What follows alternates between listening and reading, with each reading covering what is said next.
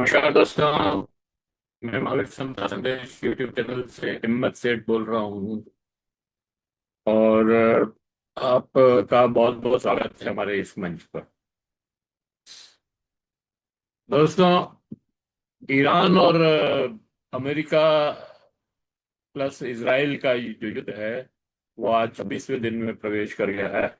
और उसके रुकने का कोई आसार नजर नहीं आता। और जबरदस्त तबाही हो रही है चारों तरफ।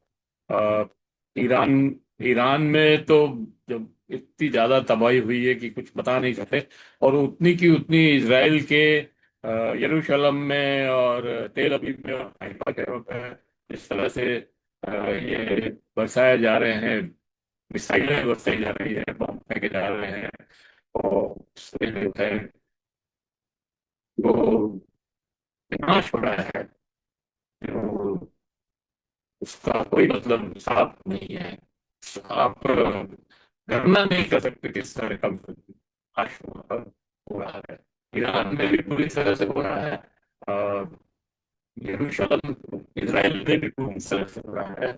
और इसके साथ अ, बैरूत में मतलब लेबनान में भी ये शुरू हो गया है। लेबनान में जो हिजबुल्ला है वो और इसराइल आपस में युद्ध जमीनी युद्ध भी लड़ रहे हैं। और इधर हार्मस जो स्टेट है उस पर भी अब ग्राउंड पर कमांडो से जो है अमेरिका के 5,000 कमांडो त्रिपोली उसमें आ रहे हैं। अ, विमान कैरियर में,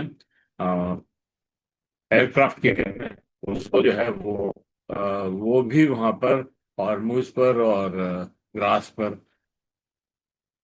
खार पर कब्जा करने की कोशिश करेंगे। खैर, हम आज बात कर रहे हैं दोस्तों कि इस विनाश को रोकने का क्या तरीका है। हथियारों से कभी भी शांति नहीं हो सकती है। हथियार नए शिकार को ढूंढता है। एक जगह अगर शांति होगी तो दूसरी जगह हथियार जो है संघर्ष पैदा करेंगे, तनाव पैदा करेंगे। क्योंकि उनका बना रहना ही इसी पर डिपेंड करता है कि कहीं न कहीं तनाव बढ़ता रहे और युद्ध होता रहे। अब दोस्तों, सवाल ये है कि क्या भारत भी हथियारों के रास्ते पर चलेगा। अभी थोड़े दिन पहले ही, 2-3 दिन पहले ही नरेंद्र मोदी ने एक बयान दिया था और कहा था कि राहुल गांधी को पता नहीं है कि भारत ड्रोन बना रहा है। उन्होंने बहुत गर्वीले अंदाज में कहा था कि भारत ड्रोन बना रहा है। लेकिन दोस्तों, ये ड्रोन कोई रचनात्मक काम नहीं करेगा। ये ड्रोन भी हिंसा ही करेगा, लोगों को मारने का काम ही करेगा। और जितने हथियार बन रहे हैं वो सब हिंसा फैला रहे हैं। अब ड्रोन बना रहे हैं और हम अब हथियारों का व्यापार करेंगे। इसका मतलब हम हिंसा का व्यापार करेंगे। हिंसा जो महावीर और गौतम बुद्ध और महात्मा गांधी और लोहिया ने के जो अहिंसा का रास्ता बताया, उस अहिंसा के रास्ते को छोड़कर अब हम हिंसा के रास्ते पर चलेंगे और हिंसा का निर्यात करेंगे। ये है आज की हकीकत। तो हम इसको आगे बढ़ाते हैं और आपसे यह भी करते हैं कि अगर आपने अभी तक भी हमारे YouTube चैनल मार्केट सत्ता संदेश को सब्सक्राइब तक किया है तो सब्सक्राइब कर लें, बेल आइकन दबाना न भूलें। और वीडियो अच्छे लग रहे हों तो लाइक करें, फॉरवर्ड करें और लोगों को भेजें। और ये वीडियो आपको कैसा लगा इसके ऊपर कमेंट बॉक्स में जा करके अपने कमेंट लिखें। अब दुनिया को हथियार बेचकर विकास करेंगे। क्या हम अब अहिंसा का संदेश नहीं, हिंसा का संदेश देंगे, बल्कि हथियारों का बाजार बनाना चाहते हैं। कहा जाता है कि अमेरिका दुनिया का सबसे बड़ी ताकत है। और यह भी सच्चाई है दोस्तों, उनकी मिलिट्री सबसे बड़ी मिलिट्री भी है, उनके पास सारे सामान भी बहुत हैं।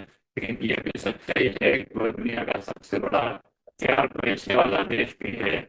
सबसे ज्यादा दिन हिंसा निर्यात करने वाला देश भी है। वहाँ बड़ी बड़ी कंपनियां हैं जैसे लॉकहेड मार्टिन, जो युद्ध में से अरबों का मुनाफा कमा रही है। और यही कारण है कि वहाँ एक शब्द चला, मिलिट्री इंडस्ट्रियल कॉम्प्लेक्स। मतलब वो एरिया, वो क्षेत्र जिसमें हथियार बनाए जाते हैं सेना के लिए, सेना दूसरे देशों को निर्यात करने के लिए। अभी दोस्तों दुनिया में बहुत ज्यादा तनाव है। 4 साल से तो रूस और यूक्रेन का युद्ध चल रहा है। और उसमें जब जब यूक्रेन ने, मतलब जेलेंस्की ने जब जब युद्ध बंदी की बात कही कि हम अब नहीं लड़ेंगे, और तब तब जो है अमेरिका ने उसको दे हथियार दिए, तो वो हथियार डालने के बजाय फिर लड़ना शुरू। इस तरह से 4 साल हो गए। और दोस्तों ये युद्ध, रूस और यूक्रेन का युद्ध केवल रूस और यूक्रेन का नहीं है, ये नाटो के साथ है, या अमेरिका के साथ है। नाटो के 32 देश इसमें लड़ रहे हैं। और यूरोपियन यूनियन के देश भी इसमें सहयोग कर रहे हैं। तो ये हथियारों की राजनीति है, पूरी हथियारों की अर्थव्यवस्था है, जिससे ये देश, ये युद्ध चल रहा है। इसी तरह से फिलिस्तीनी और इसराइल का युद्ध हुआ, 2 साल करीब चला। पूरा गाजा पट्टी और पूरा नेस्ता नाबूद हो गया। पूरी बड़ी बड़ी 23 लाख आबादी उस क्षेत्र में रहती थी। उस सारे को, उस इमारतों को पूरा गिरा दिया, ग्राउंड बना दिया, वहां पर पब्लिक का ढेर पड़ा है वहां सिर्फ। और हम कह रहे हैं कि हम विकास कर रहे हैं। ये दोस्तों विनाश ही विनाश है चारों तरफ। आज ईरान में, आप तेहरान में देख लीजिए, या तेहरान की ही नहीं, ईरान के थोड़ी से भी बड़े शहर में देख लीजिए, सारे इमारतें खंडर होती जा रही है। और इसराइल में भी आप देख लीजिए, यरूशलेम में, आपके हाइफा में, और तेल अवीव में, तीनों मतलब, और इसके आसपास जितने भी बड़े बड़े शहर हैं, सब में सारी इमारतें ध्वस्त हो रही है। और पूरा शमशान का ढेर बना हुआ है, लाशों का ढेर लगा हुआ है। तो इन सब का मतलब क्या है? सवाल ये है कि बड़ी बड़ी कंपनियां इतने से अरबों रुपये कमाती है, और यही कारण है कि यहाँ पर ये युद्ध की, युद्ध को पैदा करने के लिए, हथियार बेचने के लिए युद्ध को पैदा किया जाता है। ऐसी परिस्थितियां बनाई जाती है कि जैसे युद्ध हो, जिसकी जिसकी चेतावनी खुद राष्ट्रपति आइजनहावर ने भी दी थी।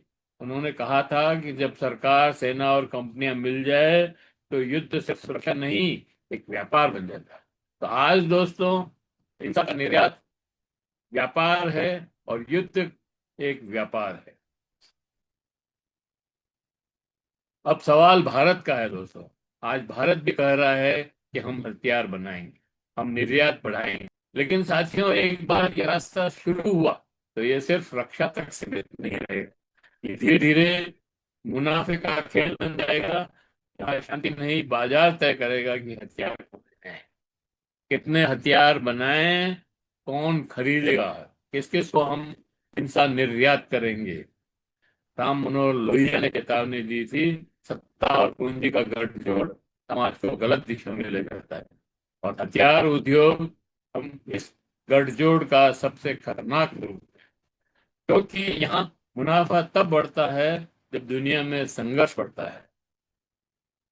तो हमें तय करना है, क्या भारत में भी वही रास्ता अपनाएगा जहाँ युद्ध व्यापार और हथियार विकास का साधन बन जाए? क्या, या भारत एक रास्ता चुनेगा जो शिक्षा निर्यात होगी, तकनीक निर्यात होगी, शांति और समाधान निर्यात? शिक्षा तो दोस्तों हमको मिल ही नहीं रही है। गरीब आदमी शिक्षा से वंचित है आज। शिक्षा पे सरकार सिर्फ जीडीपी का 2.52% ही खर्च कर रही है, मतलब 2.5% से थोड़ा सा ज्यादा। जबकि कोठारी कमीशन ने आज से 50 साल पहले कहा था कि 6% कम से कम जीडीपी का शिक्षा पर निवेश करना चाहिए। लेकिन दोस्तों, स्वास्थ्य पे भी हम 2% से ज्यादा खर्च नहीं कर रहे हैं जीडीपी का। हम कहाँ कहाँ से शिक्षा का निर्यात करेंगे, कहाँ तकनीक का? हमारे हम सब भूल गए हैं दोस्तों। हमने अपनी मूल्य मूल्य अपनी नैतिकता सब कुछ ताक में रख करके हथियार बनाना और बेचने का धंधा शुरू कर रहे हैं। शांति और समाधान निर्यात होगा या हथियार और युद्ध निर्यात होगा, ये ही आज तय करना है। भारत की असली ताकत उसकी सेना नहीं है दोस्तों, उसकी सभ्यता है। उसकी सेना नहीं है, उसकी सभ्यता है। ये वो देश है जिसने दुनिया को सिखाया, अहिंसा कमजोरी नहीं, सबसे बड़ी शक्ति है। और दोस्तों, मैं एक बात कहता हूं, हमेशा कहता हूं, साधारणतया कहता हूं, जहां पे भी बात चलती है कहता हूं कि युद्ध जीतने के लिए हथियारों की जरूरत नहीं होती है। हथियार होते तो युद्ध में लड़ने के लिए हथियार तो काम में आते हैं, लेकिन हथियारों से युद्ध नहीं जीता जा सकता है। युद्ध जीतने के लिए जज्बा चाहिए, हौसला चाहिए और संकल्प चाहिए। उसके बिना आप कोई सा भी हथियार ले लो, जीत नहीं सकते। आप अमेरिका का हाल देख रहे हैं। वियतनाम में 20 साल तक लड़ा, फिर भागना पड़ा। अफगानिस्तान में 20 साल तक लड़ा, फिर भागना पड़ा। और अफगानिस्तान में तो हालत ये हुई कि सारे हथियार वहीं छोड़ करके भागना पड़ा। तो दोस्तों, यही सवाल आज सबसे बड़ा है कि हम सिर्फ आज सवाल सिर्फ नीति का नहीं, सवाल है भारत की आत्मा का। क्या हम महावीर, गौतम बुद्ध, महात्मा गांधी, डॉक्टर लोहिया के रास्ते पर चलेंगे, या फिर हथियार के बाजार में हिंसा बेचने के लिए निकलेंगे, एक और खिलाड़ी बन जाएंगे? फैसला हमें करना है, हम सबको मिलके करना है। सरकार चाहे कोई फैसला करे, जनता को फैसला करना है कि हमको शांति चाहिए या युद्ध चाहिए। जय हिंद, जय भारत। मिलते हैं फिर किसी और वीडियो के साथ।